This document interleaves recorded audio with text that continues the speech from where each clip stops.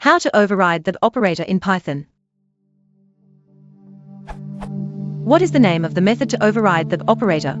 Subscript notation for a class in Python.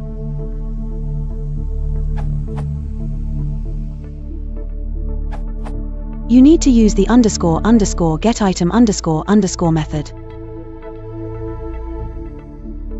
And if you're going to be setting values, you'll need to implement the __setItem___ method too, otherwise this will happen.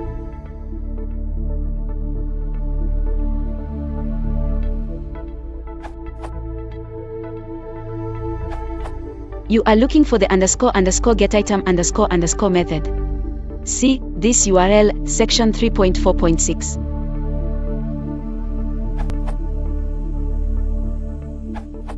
To fully overload it, you also need to implement the __setitem__set_and__del_item___ methods.